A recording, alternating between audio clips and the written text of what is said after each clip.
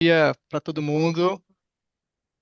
Primeiro, bom dia para todo mundo. Agradecer o convite da professora Marilda, do meu queridíssimo orientador, professor, amigo Leonardo. Registrar que o João Eduardo foi meu professor na UERJ. Eu comecei em 2002. Ele não vai lembrar disso, mas eu fui aluno dele. Então, um prazer ver foi, acho que era um semestre que um ou dois semestres que ele dava aula ali no comecinho da faculdade. E apesar de no começo da faculdade, acho que a maioria está mais se importando em chopada do que qualquer outra coisa, professor, eu prestava muita atenção e eu acho que eu digo para todo mundo, as melhores aulas são as aulas do primeiro período. A gente só dá valor a isso depois que a gente passa e depois volta lá, cara, como é que eu vou estudar, entender a parte econômica, a parte sociológica, a parte de introdução ao estudo do direito, que são matérias super relevantes. Eu sempre digo, ler o código é fácil, mas fazer as interpretações mais rebuscadas exige uma compreensão que é para fora, do direito.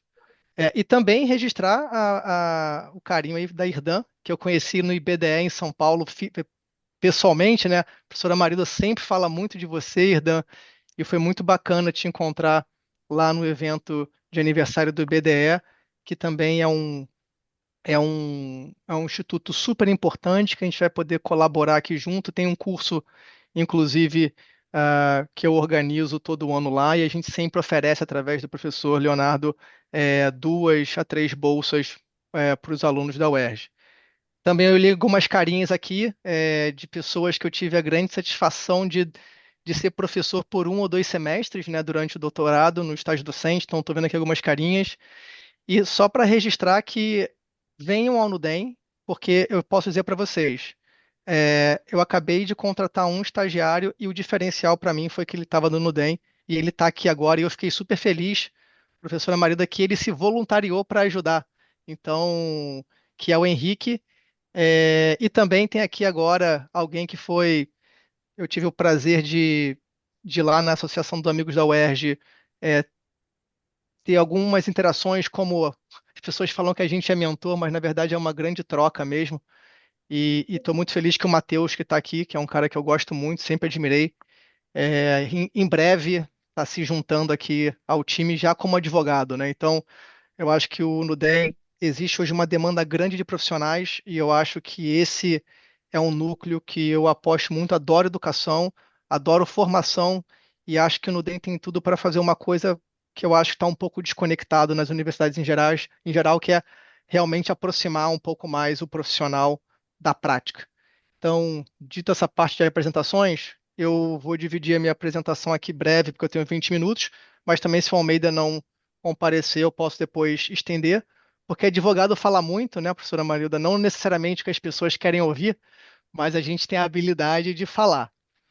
É, Eu vou dividir aqui basicamente, em 3 partes o que eu vou falar. Acho que duas são, diria, como a gente tem um público basicamente de pessoas em formação profissional, né? Formação acadêmica, formação profissional, eu talvez vou dividir 2 experiências que, se eu tivesse ouvido antes, teriam me ajudado um pouco mais. E aí eu acho que essa experiência, eu vou trocar com vocês e depois eu vou falar um pouquinho do mercado de gás, que conecta muito com o que o professor Almeida iria ou vai apresentar, que é o setor de petróleo e gás na transição. E o setor de petróleo e gás na transição, ele é super importante e a gente vai depois falar o porquê. O primeiro ponto que eu queria começar, o primeiro dos três, é uma coisa que eu falo com todo mundo com quem eu trabalho aqui no escritório, que é: o direito não é o fim em si mesmo. O direito não é um fim em si mesmo. É, o direito é sempre uma ordem que tá. A gente sempre está olhando um fenômeno social, econômico, político e tentando trazer alguma ordem para ele. Mas o importante mesmo, gente, é o fenômeno social, econômico, político. E depois a gente chega com alguma ordem para organizar a casa. Se o advogado começa a achar que a ordem é mais importante do que o fenômeno social, econômico, político, ele começa a ter alguns problemas na vida profissional. ele não consegue entender qual é o interesse daquele empresário. Ele não consegue entender qual é o interesse contraposto. Ele começa a sugerir cláusulas contratuais que não alocam o risco entre as partes de uma forma ah, eficiente. E isso, para quem trabalha, e eu sou um advogado do setor de petróleo e gás, que é um setor que é multifacetado, tem a parte regulatória, a contratual, mas a minha prática, eu digo assim, onde é que a gente ganha dinheiro no escritório? A gente ganha dinheiro na parte empresarial, trabalhando para empresas em negócios privados. É assim que a gente ganha dinheiro, para ser uma linguagem bem direta com vocês. Mas então, o direito não é o fim em si mesmo. Se eu tenho esse diagnóstico, eu tenho que ter alguma ação em cima desse diagnóstico. Qual é o diagnóstico? Eu preciso entender muito bem o mercado no qual eu estou inserido. Eu preciso entender muito bem o mercado no qual eu estou inserido. Gente, eu repito às vezes as coisas duas vezes, mas não é porque eu sou maluco, não. É só para a gente realmente repisar algumas ideias que eu acho super importantes. O que é conhecer o mercado? Conhecer o mercado é, se você vai trabalhar em energia, se você vai trabalhar com petróleo e gás, energia elétrica, hidrogênio, biocombustíveis, você tem que consumir a indústria, você precisa conhecê-la. E tem muito material muito bacana. Vou dar aqui um exemplo.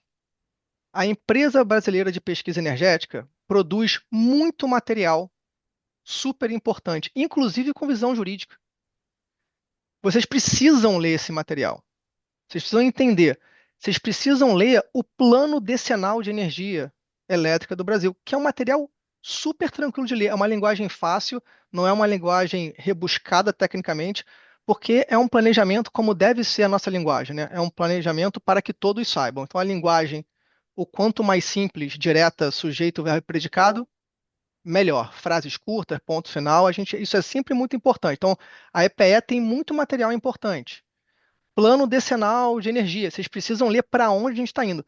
Se a gente não entende para onde nosso mercado está indo, a gente vira, como diria a falecida Beth Carvalho e Zeca Pagodinho, o camarão que dorme a onda leva.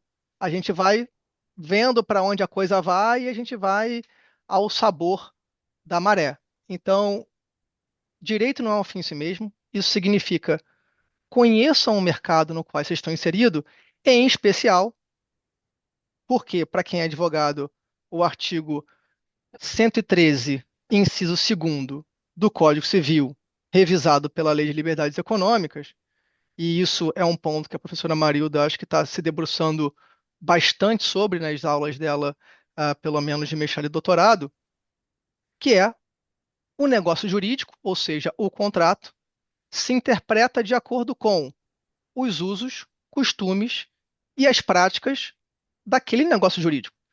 Então, se você não entende quais são os riscos do projeto, se você não consegue entender qual é, e quando eu falo risco do projeto é risco técnico, risco operacional, esses são até os mais importantes.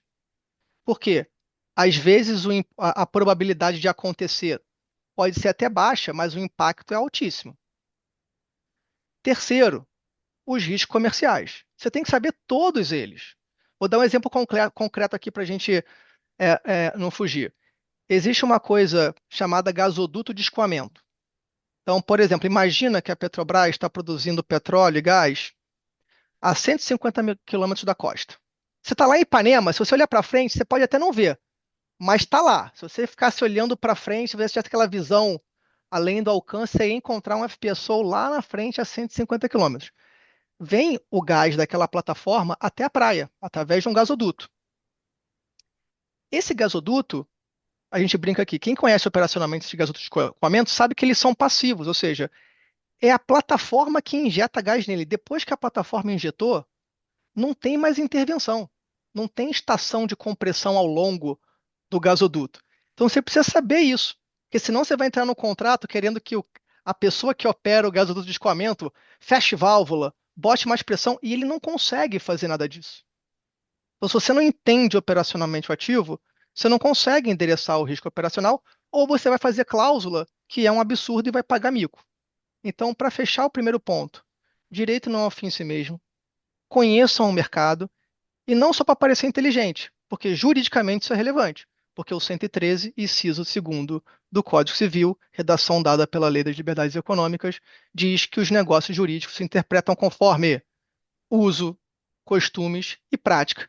Então, se vocês quiserem conhecer prática desse mercado, venham ao Nudem, ouçam o professor Almeida, participem dos projetos da professora Marilda, e com isso eu encerro o meu primeiro ponto. Segundo ponto, nunca aceitem argumento de autoridade. Nunca aceitem argumento do tipo autoridade. Eu sou fulano, então o que eu digo é o certo. Até porque eu que até fui algumas chopadas, mas não deixei de ir às aulas de introdução ao estudo do direito, aprendi que doutrina não é fonte primária do direito. Doutrina, até a doutrina, não é fonte primária do direito. Nem a professora Marilda é fonte primária do direito.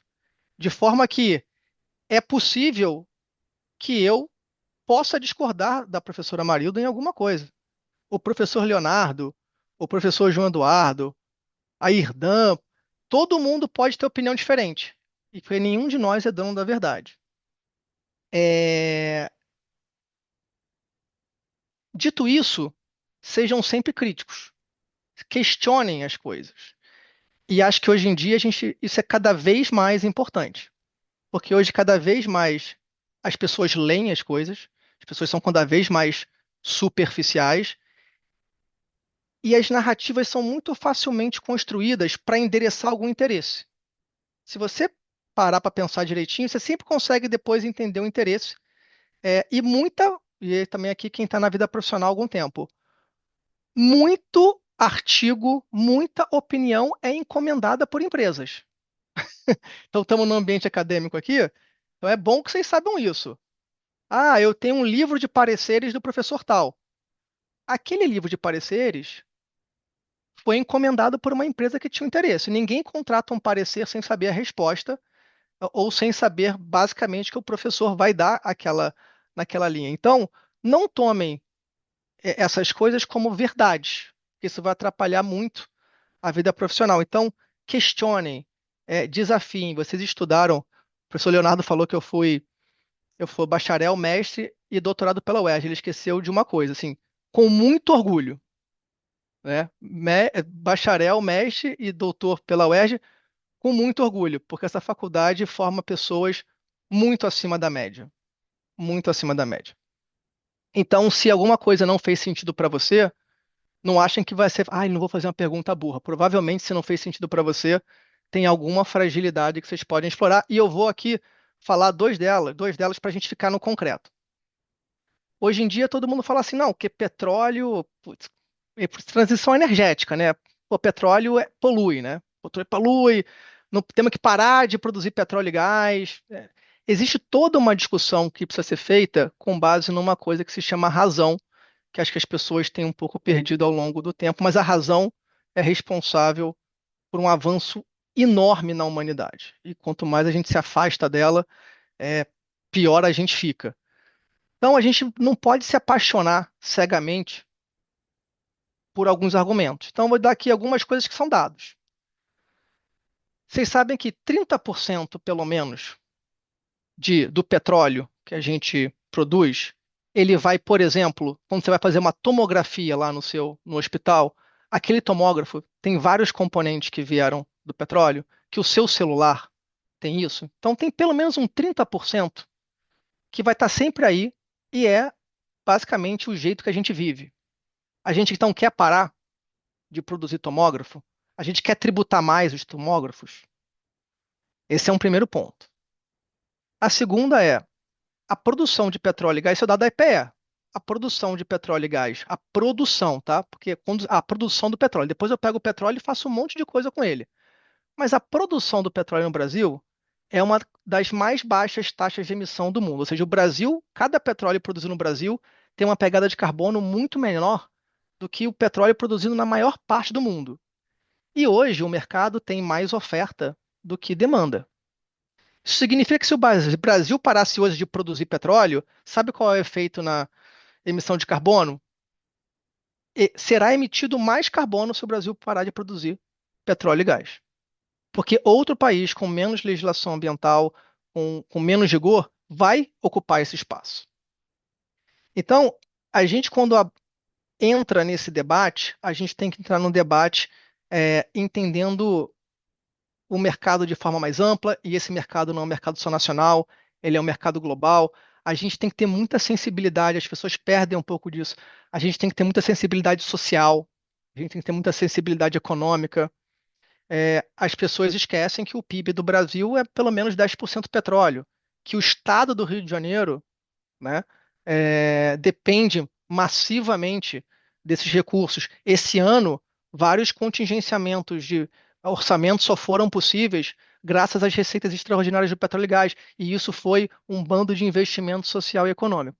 Ou a gente começa a olhar, em especial aqui, e aí aqui eu posso ser um pouco mais menos defender interesse de cliente e ser mais holístico, né? Como a sociedade deve ser, uma sociedade pública que olha para a sociedade brasileira e a sociedade fluminense em especial. E aí, com isso, eu fechei o meu segundo ponto. E aí eu vou aqui só me permitir compartilhar. É, eu não estou achando aqui exatamente onde compartilhar. Share. Também estava procurando compartilhar, mas estava em inglês, então não ia achar nunca o compartilhar. Eu vou. Vocês estão vendo aí um gráfico já? Eu agora parei de ver vocês por algum motivo. Dá pra ver sim. Estamos vendo, Tá bom. Felipe. Eu vou tentar botar aqui no modo apresentação para ver se fica melhor. Mas aí agora acho que mudou a Ah, tela, né? melhorou. Vocês estão vendo a telinha branca, né? O gás natural. E aí o professor Almeida vai falar um pouco mais da transição energética, mas assim, hoje em dia, até uma mudança por conta de várias mudanças globais, que eu não vou entrar na geopolítica do mundo, e eu não vou entrar nesses detalhes aqui. Talvez o professor Almeida, a professora Marilda possam falar isso, ou depois, se tiver mais tempo, a gente chega lá. Hoje, cada vez menos as pessoas estão falando transição energética e cada vez mais elas estão falando adicionalidade energética, porque a gente entende que é, é importante sim a gente ter uma meta de descarbonização, mas é importante entender que as pessoas precisam de energia, né? O nosso modos de vida como ser humano, a gente também poderia fazer uma revolução e mudar o modo de vida que a gente faz, né? Então eu vejo muita gente que não tem coerência, que aliás é a qualidade que eu mais admiro nas pessoas. Tem muita gente que fala assim, não, eu sou contra petróleo, gás, e tal, mas, né, não quer mudar também o seu modo de vida, deixa a luz ligada, computador ligado, celular ligado sem nunca desligar. Então, assim, a gente precisa mudar o nosso modo de vida também para ser um pouco coerente com alguns discursos que são feitos. Mas a gente vai precisar de petróleo durante muito tempo e vai precisar de gás durante muito tempo. Vou dar um exemplo disso. O Brasil deveria estar muito orgulhoso. O Brasil é um país fantástico. Eu já tive algumas oportunidades fiquei fora 3 anos do país, tive oportunidade de ficar fora permanente algumas vezes e sempre quis voltar, porque eu acho que o Brasil é o melhor lugar do mundo para se viver e o Rio de Janeiro, apesar de tudo, é a melhor cidade do mundo para se morar. É, a gente no Brasil tem uma matriz elétrica, não estou falando matriz energética, tá? Falando matriz elétrica, ou seja, o elétron que você tira da tomada da sua casa. Essa matriz elétrica no Brasil é em torno de 85% renovável. 85% renovável. Muita hidrelétrica e, recentemente, muita eólica e muito solar, que cresceu muito. Mas aí eu pergunto para você, e se um dia não chover? E se um dia não ventar? E se um dia o sol não brilhar como era esperado? A gente vai deixar de consumir energia? Não vamos, né? A gente precisa de alguma fonte de energia que dê essa segurança ao sistema. Então, o MME lançou recentemente o leilão de capacidade. O que é isso? Ele está olhando o sistema e dizendo o seguinte: olha, apesar da gente estar no Brasil, hoje no Brasil a gente produz muito mais energia do que a gente consome. O Brasil tem hoje um problema chamado curtailment, que a gente produz muita energia, mais até do que a gente precisa, e não tem como nem tem como trazer essa energia para os centros consumidores em alguns casos. Mas apesar de ter essa super oferta de energia, tem alguns momentos do dia que eu posso ter um apagão, porque pode ser que às 19 horas aquela solar não produz energia e eu preciso eventualmente ter energia. E aí a gente está contratando aqui, por exemplo, térmicas a gás, até mesmo com algumas críticas térmicas a carvão, tá? E o gás natural se insere nesse contexto. O gás natural ele é conhecido como o combustível da transição. Por que que o gás natural ele é conhecido como um combustível da transição? Por diversos motivos. Ele tem algumas qualidades muito relevantes.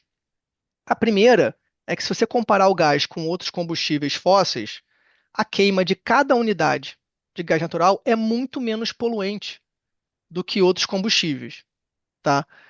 E o gás natural, ele também tem uma habilidade muito interessante. Ele é um combustível bastante homogêneo, que isso tem várias aplicações industriais importantes, né? Vários produtos são consumidos através de altos fornos cuja qualidade do produto depende, por exemplo, da sua capacidade de manter a temperatura exatamente naquele, naquele exata temperatura que você quer, sem alteração. E quem tem fogão em casa sabe que quando você liga o seu fogão e acende, se não tiver vento, aquela chaminha do seu fogão ela fica no mesmo lugar. Ou seja, a quantidade de energia ali é sempre flat, é sempre igual. Diferente da fogueira de São João, né? Quando você joga aquele monte de madeira, a fogueira é completamente amorfa, né? Às vezes queima mais, queima menos. Então, o gás natural tem essas propriedades todas e é tido como um combustível da transição por isso. Ah, e o que que eu trouxe aqui para vocês? Professora Marida, só me responde uma coisa. O professor Almeida vai conseguir falar? Só para ver, calibrar o tempo aqui. Ele tinha saído de novo, Tá. mas é, Voltou? Ah, é ele que está falando aqui com um pouco de ruído, né? Tá bom. Eu vou mais os 15 minutos ou eu tenho mais 5? É, tá picotando. É, eu você quer dei a que eu... opção para ele, Felipe, da gente fazer separado, embora seja um diálogo, Uhum, ele pode falar outro dia, tá bom. mas ele não me deu uma resposta definitiva, entendeu? Então, Legal. eu acho que você podia, de qualquer maneira, estender um pouco, em vez de falar 20 minutos, falar pelo menos meia hora. Tá bom. A gente tem mais 15 aqui, né? Então eu sustento aqui mais uns 10 minutos e aí a gente fica com mais uns 5 minutos e a gente também tem um Tá espaço para ótimo. pergunta. É, o que que eu trouxe para vocês aqui, né? Então a gente está falando, eu estou falando do mercado de gás natural, que é objeto é, da minha da minha tese no doutorado.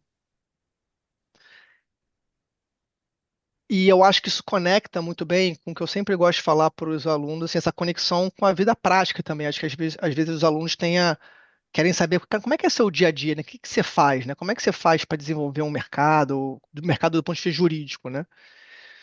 Então, ou seja, o que que é esse mercado de gás natural que a gente está falando? E aí eu trouxe aqui uma cadeia simplificada, eu só vou usar esse slide, tá? E eu gosto que seja simplificado porque eu adoro simplificações. Eu prefiro sempre correr o risco da simplificação do que correr o risco da sofisticação, até porque a simplicidade é o último grau da sofisticação. É uma frase que eu li uma vez numa parede e foi atribuída para o Da Vinci, que eu acho maravilhosa. A simplificação sempre aproxima as pessoas. É, o que que esse slide mostra? O que que é um mercado de gás natural no Brasil? Você tem empresas que produzem gás natural, e eu vou dar exemplos. Quem produz gás natural no Brasil? Petrobras, Shell, Total, Equinor, as chamadas petroleiras ou as oil companies, porque é uma coisa que o Nudem o pessoal do Nudem já está se acostumando, né, professora Marida, que a gente gosta de falar as coisas em inglês. Não sei por quê, mas eu tenho minhas teorias. Uma delas é que a gente exclui a concorrência, porque a gente fala uma coisa em inglês, a pessoa não entende o que é necessariamente, E aí, por que que eu vou falar acordo de operações conjuntas? Porque aí a pessoa pode entender mais facilmente, mas se a gente fala JOA, nem fala em inglês o nome inteiro, né? A gente fala só o acrônimo JOA, a gente já exclui uma grande parcela da concorrência.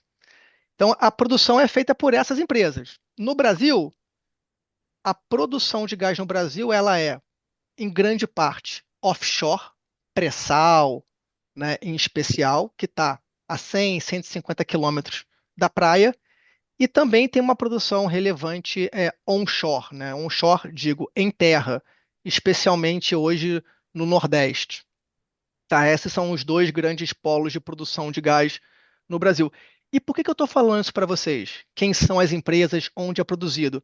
Porque eu, como advogado desse lado de cá, eu vendo serviço jurídico. Eu vou vender esse serviço jurídico para quem? Para quem eu vou ofertar o meu trabalho? Eu tenho que saber quem produz. Não adianta nada eu ficar na Cinelândia gritando no microfone: sou advogado de petróleo e gás.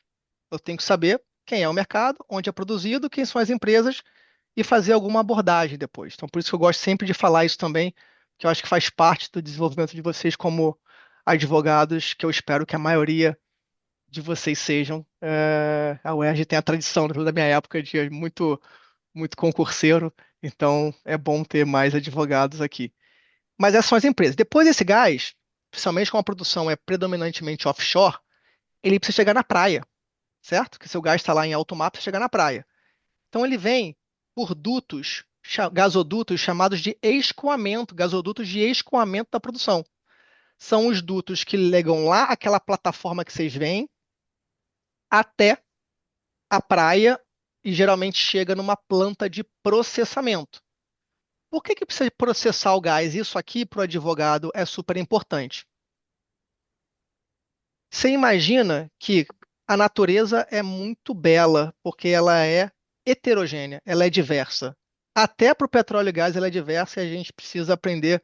A natureza ensina muito a gente pela observação, né? Então, assim, se a natureza é diversa, não tem por que a gente não ser diverso, não apreciar a diversidade em qualquer campo da nossa vida. É, cada petróleo, cada gás vem com uma composição diferente, certo? Tem gás com mais nível de CO2, que é altamente corrosivo. Tem gás que vem com mais, na hora de você escoar, vem com mais vapor, vem com mais H2S, vem com muita coisa. Só que, para mercado, o produto tem que ser fungível. Porque quando ele é fungível, né, e essa expressãozinha vocês já sabem, já não preciso mais saber se a molécula veio do campo A, do campo B ou do campo C. Se ele é fungível, tanto faz. Então, a fungibilidade é um atributo ah, do produto que para fins de mercado é muito bom. E o processamento me dá esse atributo, porque todo gás que passa pelo processamento, ele tem que atender especificações da ANP. E depois, uma vez processado e especificado, ele pode entrar no transporte. Imagina se o gás que entrasse no transporte de cada um fosse diferente.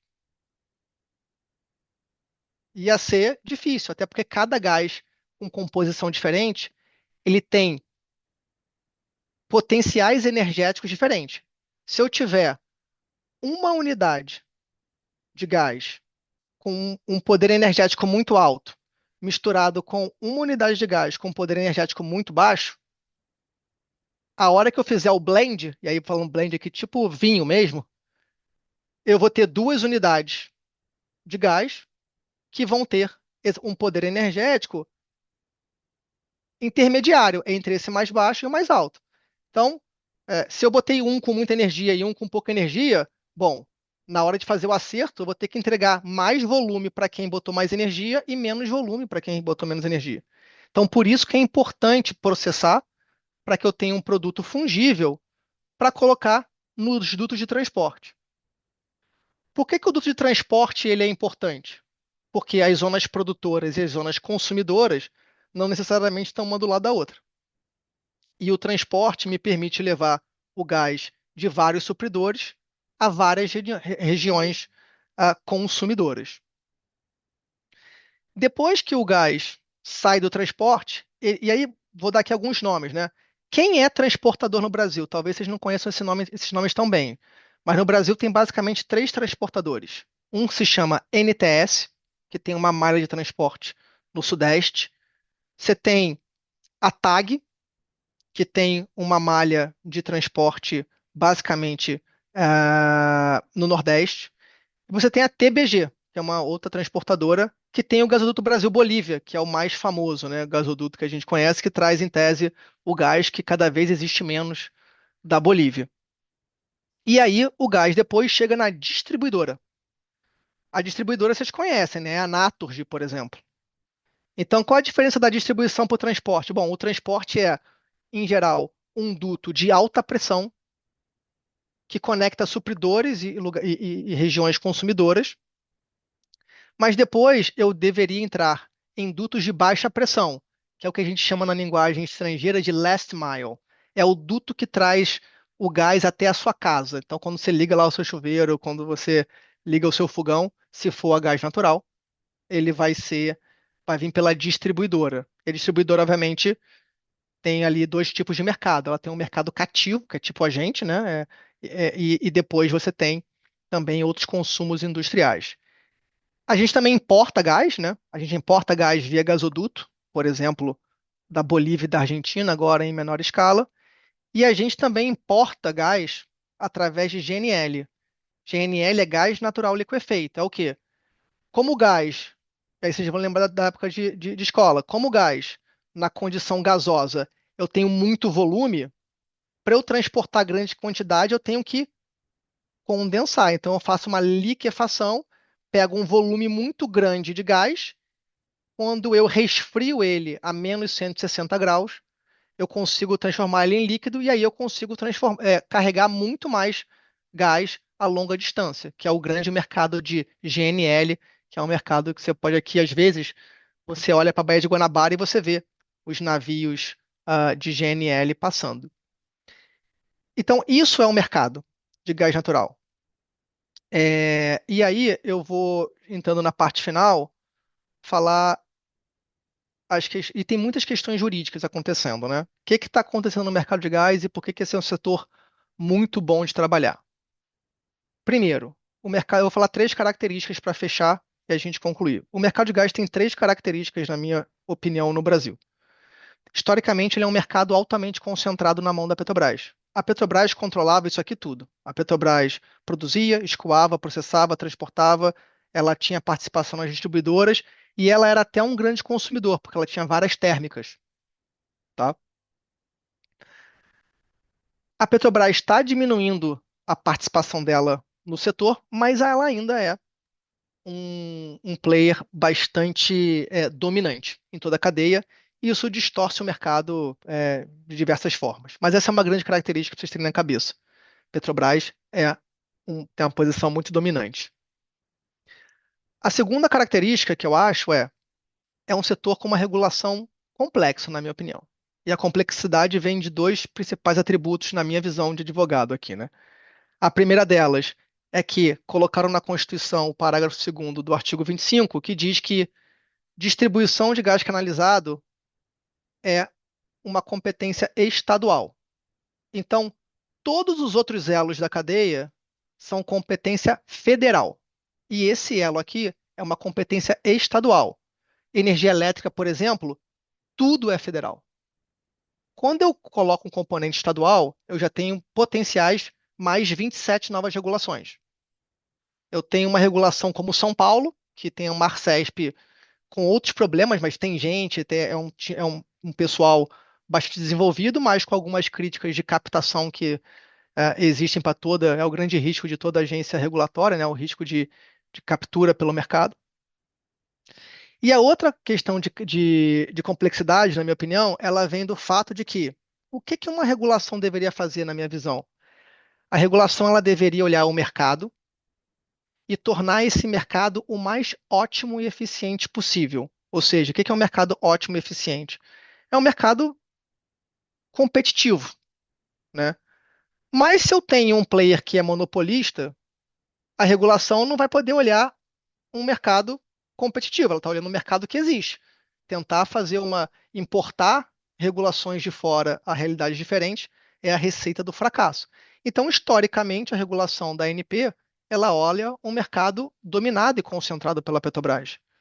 Só que a Petrobras tomou por medida, não só em algumas opções estratégicas, mas também por força de acordos com o CAD e pela própria lei do gás que veio agora recentemente, é, a gente está migrando de um setor concentrado para o mercado concorrencial. Só que historicamente eu tenho uma empresa monopolista e eu tenho uma regulação olhando o mercado monopolista. Então, o que que eu preciso fazer para mudar? Eu preciso que o monopolista saia de alguns setores e eu preciso que a regulação se adapte.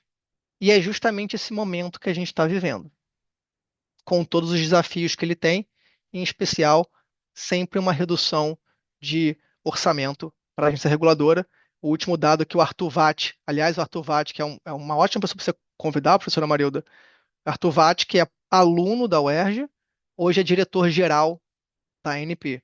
Então, para a gente também é motivo de muito orgulho ter o diretor-geral da ANP hoje, um ex-aluno, e depois em outra oportunidade eu conto a coisa que eu acho mais fantástica dele. E o terceiro ponto que eu diria para fechar esse setor, para a gente entender bem esse setor e vocês verem por que que ele é um setor interessante, é que a terceira característica é bem operacional. O Brasil, como você tem um player monopolista, a Petrobras controlava a produção, então ela ligava a torneirinha e ela também controlava muito o consumo. Quando você controla o fornecimento, quando você controla o consumo, você verticaliza a sua operação e isso tem várias eficiências. O professor João Eduardo pode depois falar um pouco disso. O monopólio tem a sua beleza também, a verticalização tem algumas belezas, que é, em tese, ela consegue controlar tudo. Quando você cria concorrência em todos esses elos, quando o produtor é diferente do escoador, que é diferente do processador, que é diferente do transportador, que é diferente do distribuidor, que é diferente do consumidor, você precisa, num fenômeno econômico, de maior coordenação. É muito mais difícil coordenar esse mercado, que é uma indústria em rede, um depende do outro. Olha quanto conceito econômico tem aí para o professor João Eduardo um dia trazer. Eu acho que o conceito de indústria em rede, por exemplo, é um conceito econômico que para a gente aqui no Nudem vai ser muito valioso. É, Então, a gente pela primeira vez no Brasil está negociando contratos que antes a Petrobras era o produtor e o escoador, não fazia contrato ela com ela mesma, certo? A Petrobras era o produtor, ela e o processador e o transportador. Ela meio que não fazia contrato com ela mesma, né? Agora a gente está negociando os primeiros contratos. Vão surgir os primeiros conflitos. E é por isso que o Nudem vem num momento importante, porque a gente precisa começar a se debruçar nessa indústria. Por dois motivos. Eu sempre disse isso para o professor Leonardo. Primeiro, porque petróleo e gás é 11% do PIB do Brasil. No estado do Rio de Janeiro, deve ser 50% a importância, e é sempre muito chocante para mim como é, só a UERJ, com a professora Marilda, o professor Aragão também, com a iniciativa, estava assim, com algumas iniciativas mais robustas nesse setor. Acho que é um setor que se a universidade é do estado do Rio de Janeiro, como que a gente não vai prestar esse serviço que talvez seja a principal atividade econômica do nosso estado? Então, ele é um mercado que tem muito desafio, muita coisa jurídica e econômica, conceitos econômicos bacanas para a gente desenvolver e muita demanda para o profissional. É impressionante. Matheus, que está aí, agora está vindo para cá, assim, toda hora aqui pipoca. Quem está nos meus grupos lá, que eu tenho um grupo com os alunos da época do estágio docente, é impressionante a quantidade de vaga que abre e a verdade é que não tem profissional. Então, acho que o Nudem também se presta a esse outro serviço que é formar gente para atuar nesse setor. Então, aqui, por exemplo, o Henrique, a professora Marilda, quando eu vi o currículo dele, eu falei, cara, esse cara tá no Nudem. Esse cara, pelo menos, é um cara que eu acho que assim tá falando com a professora Marilda, tá estudando, tá olhando para o lugar certo. E a gente, às vezes, na avaliação de currículo, gente, não eu sou do cara que prefiro, eu vejo primeiro quem e depois o quê. Então, o simples fato de ter esses interesses todos já são muito valiosos para mim, porque no final do dia a gente quer trabalhar, mas a gente quer, no final do dia mesmo, é ser feliz e trabalhar com gente que é bacana. E o resto a gente ensina, né? Todo mundo tem capacidade de aprender, ainda mais nos tempos atuais. Mas, professora Marida, passei aqui um minutinho do que eu tinha programado. Super obrigado, fiquei muito feliz. Não vou esquecer esse dia e fico à disposição. Sempre que você precisar para ouvir, para debater, estou super à disposição. Felipe, pessoal, não poderia ter sido uma escolha mais feliz. Ou você pode, parar de compartilhar a tela, Felipe? Então, vocês podem imaginar como eu estou contente, né? Não só porque o Almeida voltou, e aí vai ser o formato que a gente imaginou de ter as duas contribuições hoje, mas porque o Felipe tocou em pontos importantíssimos e espero que vocês, ao final, tenham aí pelo menos umas duas perguntas para cada um. Eu não vou me estender nos comentários agora, porque eu quero economizar o tempo para pegar a o tempo necessário aqui do Almeida, que eu vi que ele voltou. Almeida, eu já te apresentei, então a palavra é sua, que eu te vi aí. Espero que você não tenha desaparecido de novo, hein? Mas foi excelente a sua contribuição, Felipe. Além do que, você deu esse enfoque bem prático, conseguindo estruturar em pontos relevantes, realmente muito bom. E bom que você encorajou o João Eduardo, que foi parceiro todos esses anos, mesmo com o fim do programa do petróleo. O professor João Eduardo continuou oferecendo as disciplinas, e hoje o nosso intuito é realmente é, preparar numa nova fase esses alunos que estão entrando no mercado, ou mesmo aqueles que já estão na pós-graduação e já estão no mercado. E ter descoberto a parceria da Irdan foi maravilhoso também, porque a Irdan está sendo uma grande parceira nesses movimentos nossos aí na UERJ. Eu tinha visto o Almeida, não é possível que ele tenha sumido de novo? Deixa eu ver aqui. Se tiver muito instável a conexão dele, talvez seja melhor realmente E eu acho, deixar. professora, que se ele tá com uma conexão ruim, aqui tá muito pesada a reunião, porque é muita gente com muito vídeo, Hum, fica pesado para ele mesmo. Se tiver eu com uma não conexão sabia que ruim, isso tinha impacto. Eu estou aqui chamando de novo. Olha, marido, eu tô tentando entrar aqui, mas na hora que o menino tirou a tela lá, caiu aqui a minha internet. Não sei o que diacho foi, viu? Deixa eu me deixar.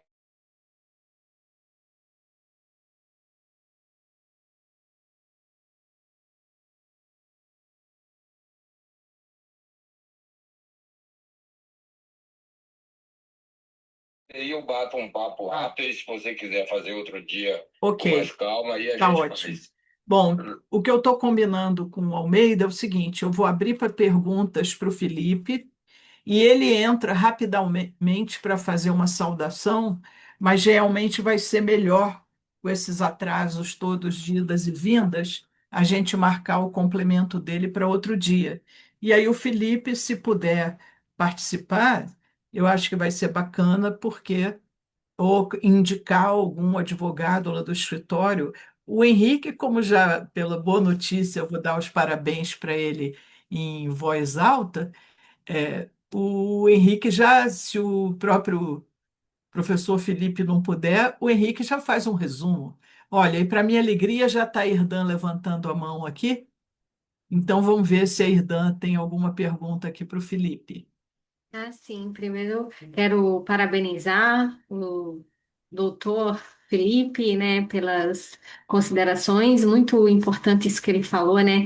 A minha livre docência foi sobre gás há 2 anos atrás, né? E há 2 anos atrás eram muitos os desafios sobre essa questão de são 27 regulações.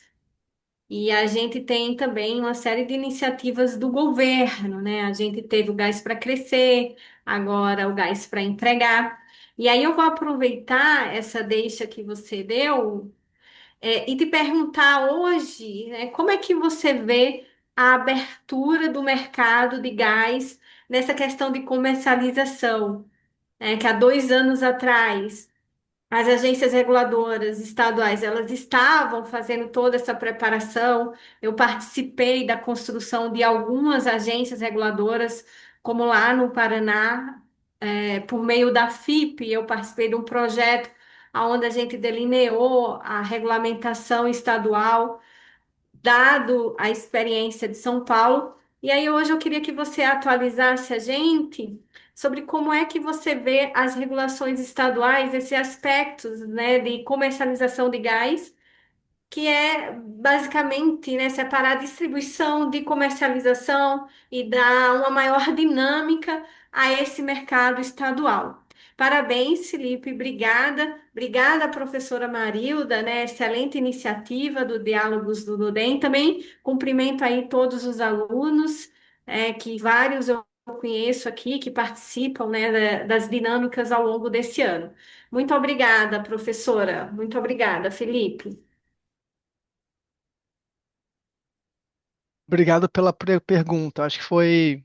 Primeiro, muito bom te rever, porque você tem um. Eu te falei isso no primeiro dia, acho que você tem uma coisa que eu achei especial, assim, que é um carisma, né? Você tem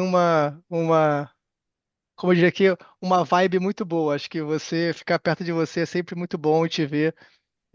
Eu acho você muito encantadora, de verdade. Te falei isso pessoalmente. É, eu acho que você tocou. Acho que é o principal ponto hoje do mercado, né? A gente tá. Tem várias questões importantes no mercado de gás, mas eu acho, porque eu acho esse o principal. Porque ele também é o que dá notícias boas para o mercado, né? Se você pegar nos últimos 2 anos, como você colocou, a quantidade de o crescimento do mercado livre de gás é muito impressionante e dá alegria para a gente. Porque a gente também, eu tenho 3 filhos, né? Eu tenho que vender serviço jurídico. Então, quanto mais comercializadora, melhor. Mas só para situar todo mundo hoje que está aqui, que de repente as pessoas não conheçam esse ponto. Como eu falei, a distribuição do gás, ela é uma competência estadual e ela é tida como um serviço público, tá? É o único, todos os elos que eu mostrei ali naquele fluxograma são atividades econômicas estrito sensu, e a única que é um serviço público é o setor de distribuição. Então, até 4 anos atrás, é, não existia mercado livre de gás. Quando alguém queria comprar gás do duto, você tinha que bater na porta da distribuidora. Era basicamente isso que acontecia. Então, a distribuidora, ela fazia duas coisas para você. Ela te dava a logística e te dava a molécula. Te dava logística e molécula. Por que logística? Porque ela é que tinha aqueles dutos de baixa pressão que fazem o que faz o gás chegar até a sua casa. E ela também era responsável por te entregar a molécula. Ela comprava a molécula de alguém que produziu, processou e transportou, e então ela comprava essa molécula e te entregava a molécula. Ela te entregava as duas coisas, logística e molécula. Mais recentemente, a gente começou a ter a abertura do mercado. O que que isso passou a significar? Passou a significar que você continua contratando a logística da distribuidora, ou seja, que o gás precisa chegar através do gasoduto, mas a molécula você passou a comprar de um outro, que não a distribuidora. Então, por exemplo, a CSN, uma grande siderúrgica, ela passou a comprar gás, acho que da Shell. Então, ela usa o duto de distribuição, mas ela compra a molécula do gás da Shell. E por que isso é importante? Porque a Shell vende o gás para CSN mais barato do que CSN comprasse da distribuidora. Isso faz o mercado, a indústria de aço, ser mais competitiva. Não é por outro motivo que durante, por exemplo, o governo Bolsonaro, o Paulo Guedes falava assim: vou dar o choque do gás barato.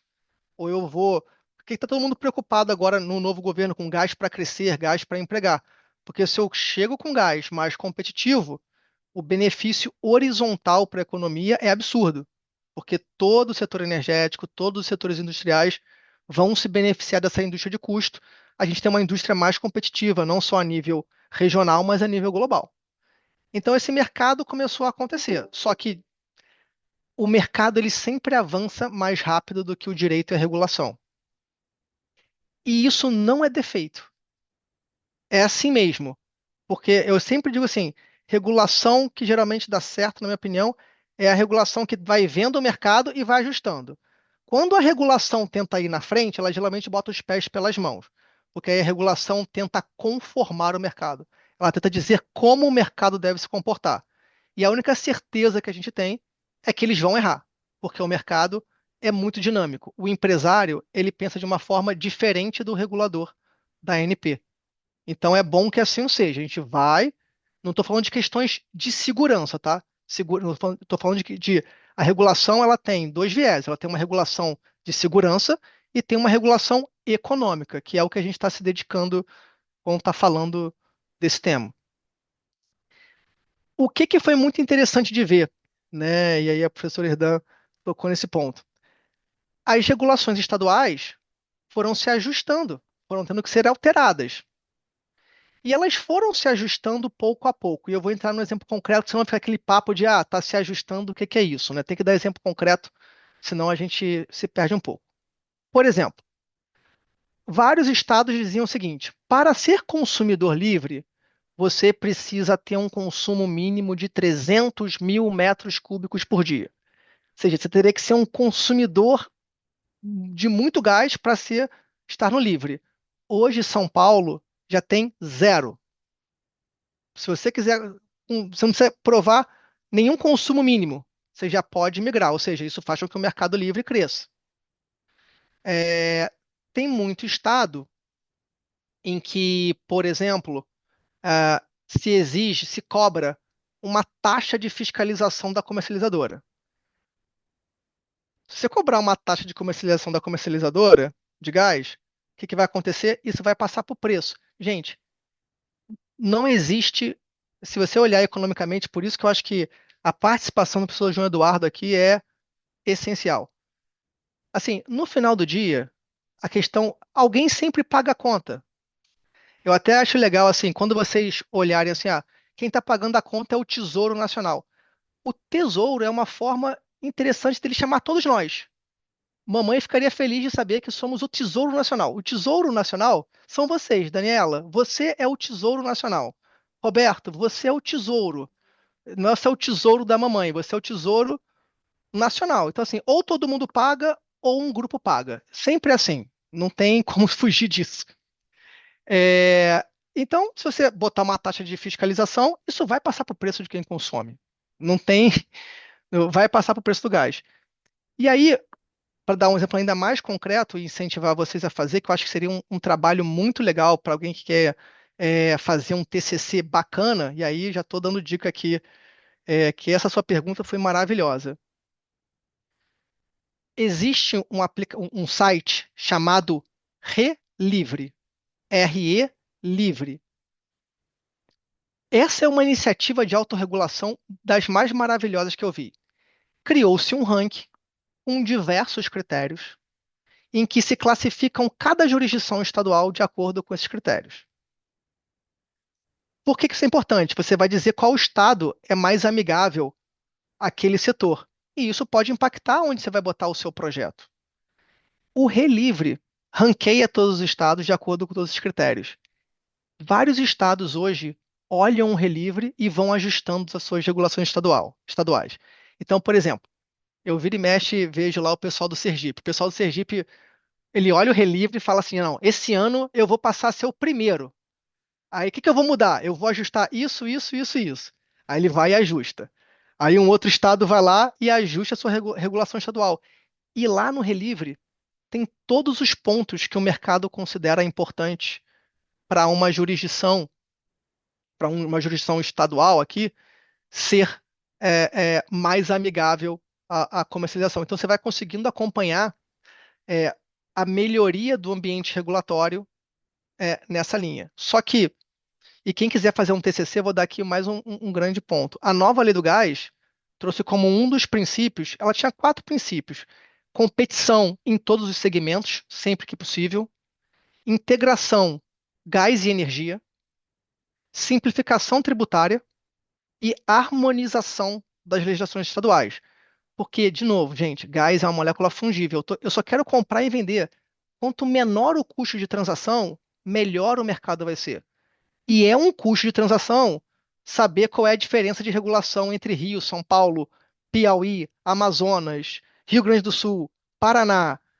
Já é difícil o tributário. Aí a regulação também é diferente. Então, existe um esforço de harmonização que daria um excelente TCC, porque você pode começar desde aí. Você pode começar desde a política energética, lei do gás, decreto do gás, resolução CNPE 203 de 2022, dizendo essa é a política do CNPE, pegar o relivre, mostrar vários estados que foram adaptando. Nossa, isso já dá um TCC assim, maravilhoso.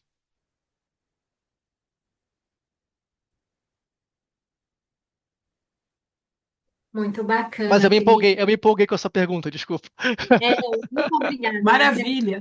O Gente, como re- eu vi o doutor Almeida conseguiu voltar, eu vou passar a palavra para ele primeiro, para ver se ele vai só mandar uma mensagem e a gente vai combinar outro dia, como é que ele se sente à vontade, ou se ele acha que vai ter condições de transmitir, de compartilhar a apresentação. Eu tinha imaginado esse evento terminar 1 hora da tarde, para não pode passar de 2 horas, porque é muito tempo.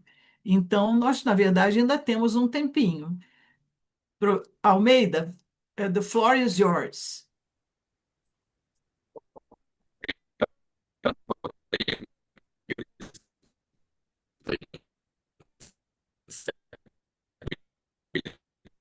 O som está horrível. Não está dando para ouvir você.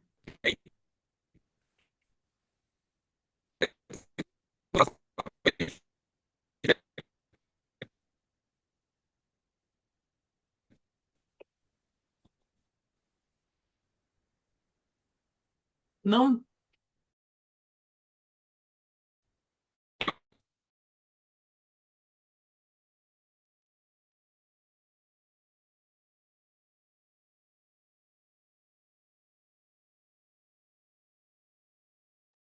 Professora, sugeriram para a gente desligar a câmera para ver se ele consegue falar. Vamos desligar a câmera, pessoal?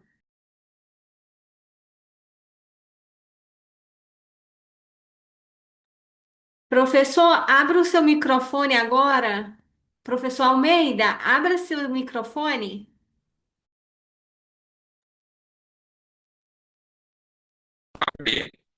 Deu certo.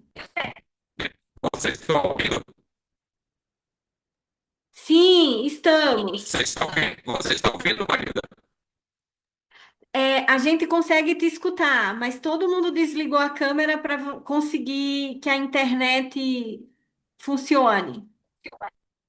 Não, tá ótimo. Então, Marilda, você está me ouvindo? Felipe, você está ouvindo? Estamos ouvindo, Sr. Almeida. Está um pouco metálico a sua voz, mas estamos ouvindo.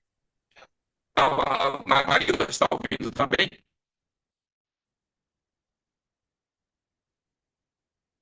Bom, eu acho que Marilda não está ouvindo. Então, antes de mais nada, mil perdões aí por essa instabilidade da minha internet pela primeira vez. Isso aconteceu, mas sempre tem uma primeira vez. Meus agradecimentos aí. A Marilda está até me ligando aqui. Deixa eu ver se ela está ouvindo. Você está ouvindo, Marilda?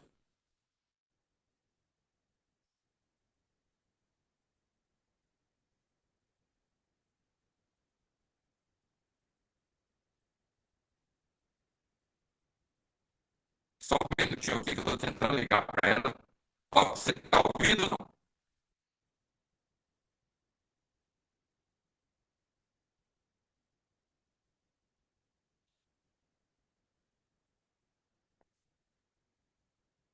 Não, eu não consigo, eu não consegui de jeito nenhum abrir link pelo celular, pô.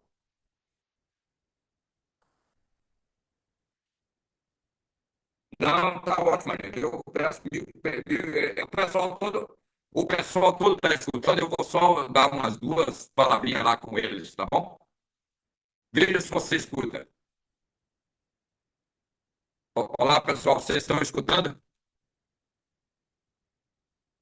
Uma voz metálica, mas estão. Então, você faz a breve mensagem e a gente vai marcar outro dia. Não, tá ótimo. Então, antes de mais nada, obrigado aí pelo convite. Desculpa aí pela instabilidade da internet, fugiu aqui completamente do meu controle, né? Mas, diferentemente do Felipe, o que a maioria de fato já fez, que era a apresentação aí do nosso livro. Esse livro foi fruto aí de um trabalho de vários artigos aí que eu comecei a escrever na Brasil Energia, e o pessoal acabou incentivando aí para tentar colocar todos esses artigos aí no livro, né? O que de fato foi feito, né? Inicialmente era um livro basicamente sobre petróleo, mas acabou derivando aí para o assunto do momento, que é a transição energética, né? Transição energética de um modo geral, e como o petróleo impacta, o petróleo ou os combustíveis fósseis impacta nessa transição energética. Deu para vocês escutarem até aí? Sim, Eu sim. ouvi sim. Ah, que ótimo. Então, esse foi basicamente o assunto do livro. É um livro pequeno, sempre poucas páginas, né, que como a Maria mostrou. Ele vai desde o início da transição, do início da era que a gente chama de era do pré-petróleo, depois a era do petróleo, dos combustíveis fósseis, e o que vai ser no futuro quando a gente chegar na era do pós-petróleo. E todas as indicações indicam que deve acontecer somente a era pós-petróleo plena, só deve acontecer lá por ano 2100. Mas vai ser interessante, tem vários desafios aí pela frente. A gente também tem um capítulo especial aí, como o Felipe falou, sobre o gás.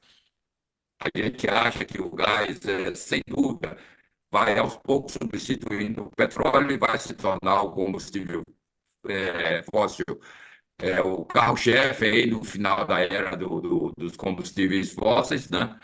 Tem vários desafios no Brasil e no mundo, né?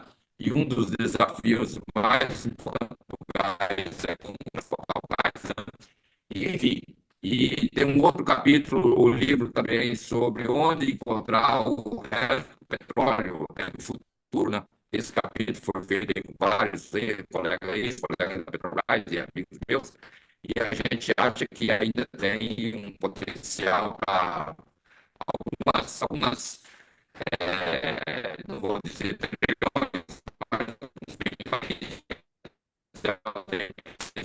principalmente em altas, e aí o Brasil pode estar sendo abençoado com outras terras na bacia, na bacia ali no sul, e um resto de óleo muito grande que ainda pode vir aí das bacias de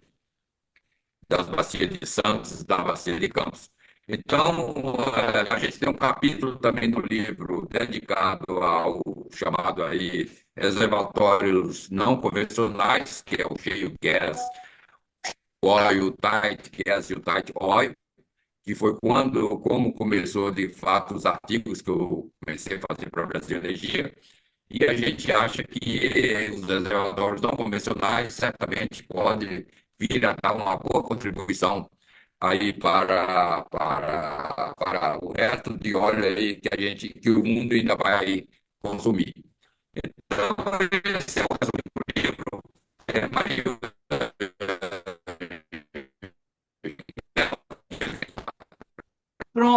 Almeida, vamos encerrar por aqui, porque realmente ninguém vai saber o palestrante bacana que você é, com essa voz metálica que mal eu estava conseguindo ouvir. Os mais jovens talvez tenham entendido um pouco melhor do que eu. Gente, eu quero me despedir agora, agradecendo muito a presença de vocês. Espero que o nosso próximo encontro seja presencial e agradeço muito aos dois. Ao Almeida não deu certo ainda hoje, mas certamente vai dar da próxima. Felipe, você tem um talento nato para o magistério e com toda a bagagem de advogado experiente que você é, e ainda com esse amor que você tem para o UERJ, eu quero formalizar o convite que eu já te fiz. Eu quero que você fique ligado no DEM. Qual é a forma prática? Cada grupo temático precisa de um coach. Então, você pode ser o coach do grupo de gás.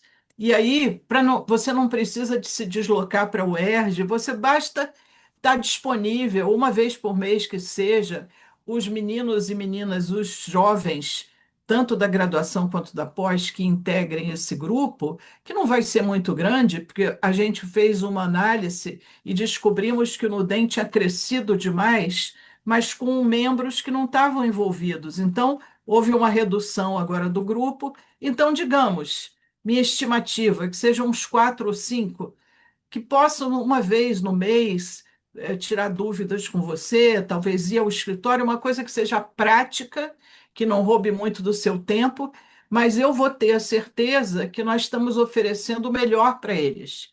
E para o ano que vem, a gente quer fazer uma coisa maior em março, porque eu quero marcar a minha despedida da graduação de uma maneira bem bacana. Então, nós podemos, quando você falou no Arthur, eu não sei se você sabe o detalhe que ele era meu orientando, né?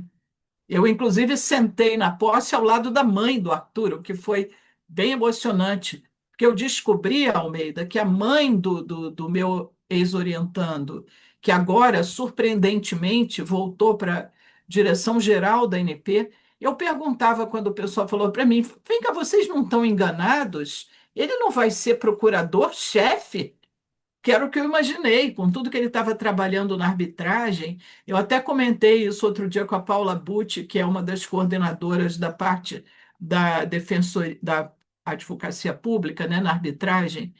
Ele disse, não, é diretor-geral mesmo. Então, e a mãe dele, eu descobri porque eu pensei, não vou ter assunto para essa mulher, hein? Estava até sem jeito. Ai, meu Deus, eu aqui ao lado, todo mundo fotografando, eu e a mãe do Arthur, a professora e a mãe. Aí o que que eu descobri? Ela foi uma engenheira pioneira na Petrobras, foi fantástico. E o avô dele, eu só não sei se foi engenheiro ou geólogo, viu? Eu ainda vou descobrir.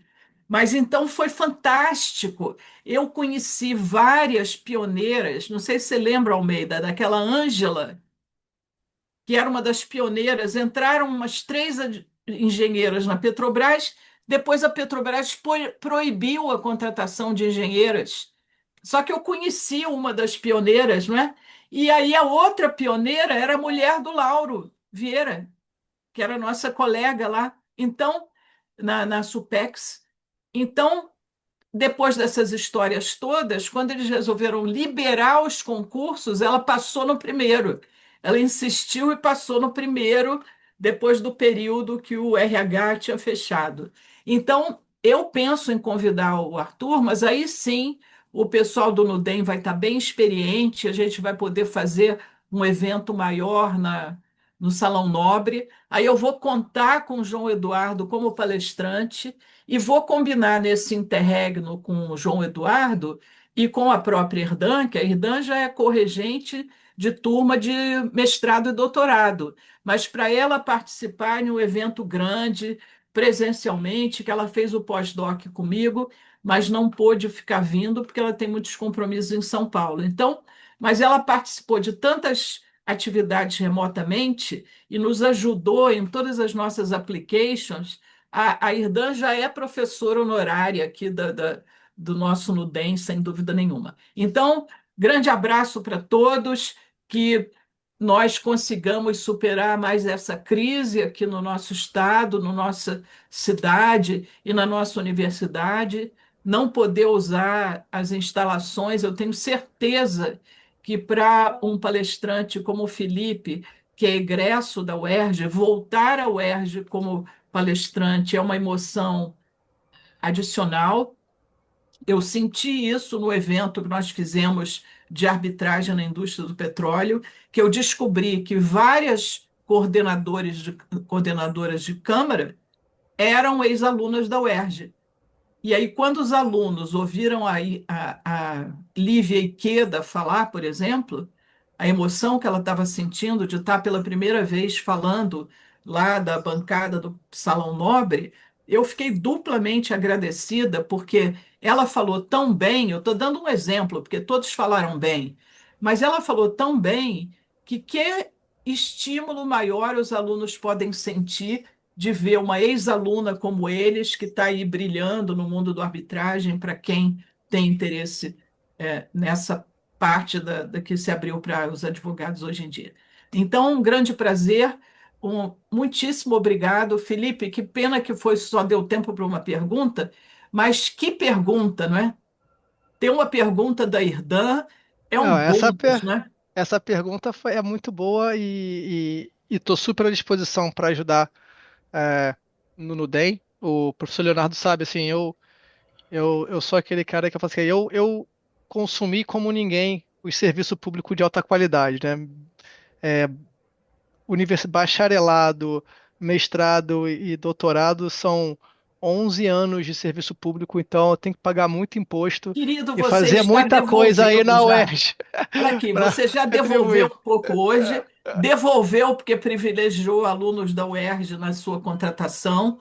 Você sabe que a UERJ teve uma época que andou em baixa e os escritórios estavam desconsiderando os candidatos, e, para nossa felicidade, a UERJ recuperou o seu nome no mercado e os alunos da UERJ já entram na pilha privilegiada dos currículos, e mais você ainda dando essa atenção ao fato do nosso candidato ser do Nudem, aluno muito querido que fez parte aqui do meu grupo de pesquisa aqui especial que eu constituí quando eu mudei agora, quando eu saí do escritório.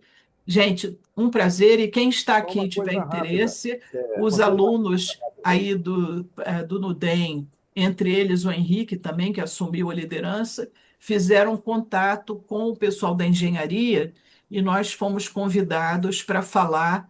Eu estarei lá com o professor Leonardo e com a professora Carolina de Azevedo Pisoeiro, da UFRJ, nossa ex-aluna. Nós fomos convidados e estaremos lá na tarde do dia 5 para participar do evento deles. Então, quem quiser, eu peço a eles para circular também aquele convite para vocês pelo mesmo endereço que foi o convite desse evento. Almeida, vamos combinar depois em separado as suas datas possíveis e as datas possíveis da Casa Brasil-Japão e tentar fazer presencial. Espero que daqui a 1, 2 semanas a situação já esteja mais segura para os alunos, tá bom? Alguém quer falar mais alguma coisa? Uma coisa João? rápida. Primeiro, agradecer a oportunidade. Eu só soube que você faria esse evento hoje no grupo da faculdade, né? Então, quero parabenizar você, ao Leonardo, tá? A todos do Nudem, e a oportunidade de estar novamente com a professora Irdan e rever, né, o Felipe. A gente tem muitos alunos, são muitos anos de magistério, mas quando a gente vê o rosto da pessoa, a gente lembra, e lembra inclusive, né, na condição de aluno ingressante. Então, uma satisfação ter ouvido sua palestra, estimo muito sucesso a você, né? Tudo de bom a você, a sua família, e naquilo que eu puder colaborar, a gente continua colaborando, tá? Bom também ver os alunos que estão inscritos na eletiva que a gente tem aqui, que estão participando, tá? Então, vamos em frente. E parabéns pela iniciativa. É isso que eu tinha a falar, uma coisa rápida. E o professor Almeida, que eu não conhecia, espero na próxima oportunidade poder ouvir a palestra dele e, sabendo do livro que ele publicou, para a gente poder ter o livro e, numa situação de encontro presencial, pedir o autógrafo dele. Não é isso? É fundamental. Obrigada, João. Ó, Leonardo, agradecer também ao professor Leonardo, eu não sei se ele pôde ficar até o fim, por estar assim coordenando o NUDEM em parceria comigo e ainda faremos muitas realizações conjuntas no futuro. Grande abraço a todos, muito obrigada.